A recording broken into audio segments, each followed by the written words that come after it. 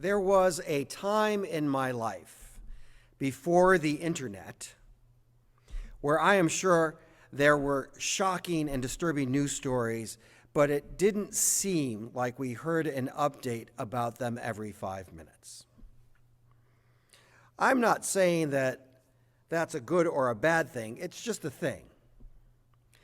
This week we've been reminded, although we haven't forgotten, about the democracy-threatening attack on the Capitol and the continuing danger with which we struggle. This coming week, UUCF has taken a creative idea, an idea of imagination, an idea that speaks to our ability to dream and then make things happen. We will be holding an event this coming Saturday about teaching truth-based inclusive history in our schools while adding to the counter-narrative about the baseless, politically motivated charge of how CRT, critical race theory, is being taught in our schools, for which it is not. What seems to be so disturbing is that this backlash comes because what some are trying to teach is the very real history of a country that was literally built on the backs of enslaved people and has struggled deeply with the ramifications of that throughout our history.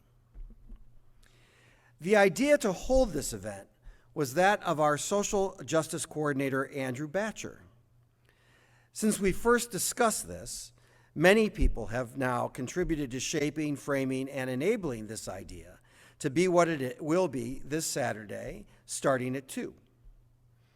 In coming up with this idea, Andrew allowed himself to be open to having imagination and actually using it to think about new ways to deal with the evolving nature of long, troubling problems.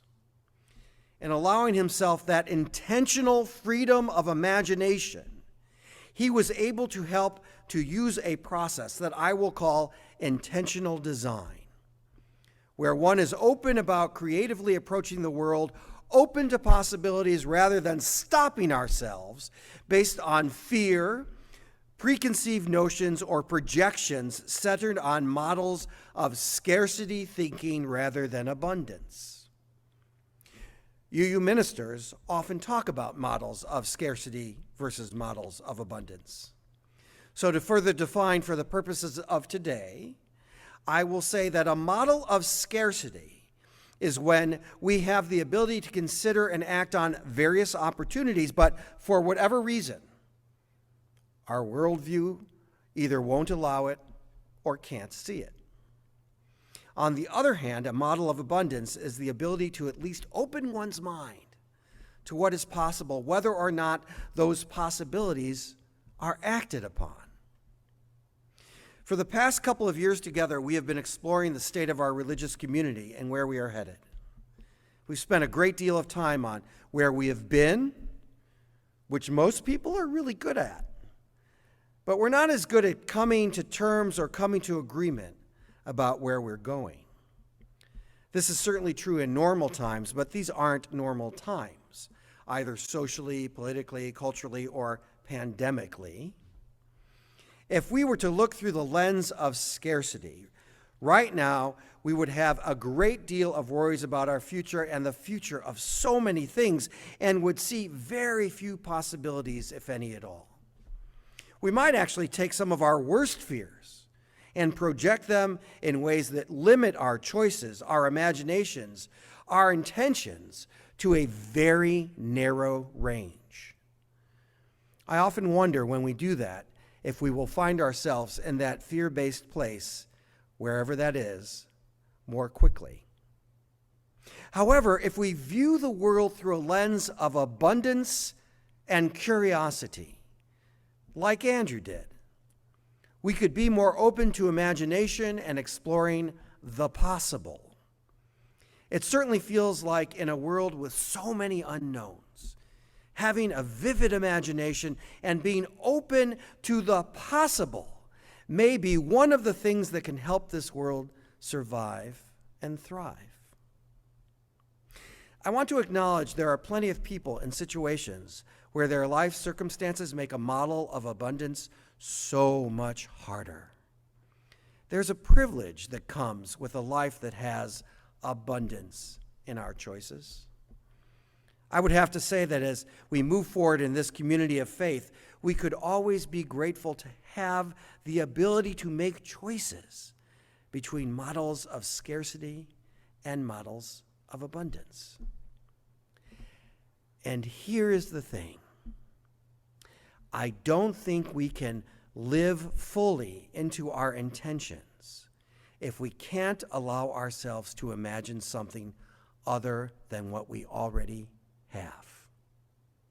Let me say that again. I don't think we can live fully into our intentions if we can't allow ourselves to imagine something other than what we already have. We've talked about the Church of the New. We've talked about dealing with so much unknown. We've talked about the abundance of challenges we face too many times in the last couple of years. What we're a little short on talking about is the abundance of possibilities. How can we, all of us, open up to what may be possible? Opening up to the possible could allow us to find ways to fail spectacularly, which, by the way, is always a possibility. Yet it could also allow us to go in ways we may never thought possible. And I'm not saying we're going to try every idea that comes into our heads. That would be a waste of time and energy and resources. What I'm saying is that if we have the privilege of choice, of abundance, of being able to explore our imaginations, we shouldn't waste it, or worse yet, thwart it by projecting an end result that may never occur or even need to be. Let's not stop the journey before we even take our first step. Whether for ourselves as individuals, for this Unitarian Universalist congregation, our Potomac Partnership, Unitarian Universalism as a whole, our community, our country, or the health of this planet, we're going to need to practice intentional design, or where one is open about creatively approaching the world, open to possibilities rather than stopping ourselves based on fear, preconceived notions, or projections centered on models of scarcity thinking rather than abundance.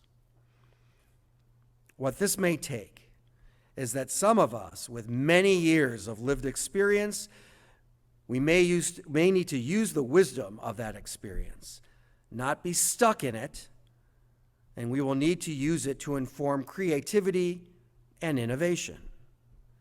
And also those with fewer years on this planet to bring new ways of thinking and acting into the conversation. This is a package deal together. It will take all of us to intentionally find a way forward that deals with the challenges and the struggles that we face, both historic and new. I just don't think that in the long run, we have always done it this way thinking we'll meet the challenges we now face. That doesn't mean that familiar things that have served to fill us and ground us will need to go away. It just means that we will need to be intentional about how those things get woven into whatever needs to come next. Andrew's thought that has turned into an event isn't completely a new thought. There have been panels and teach-ins for a very long time.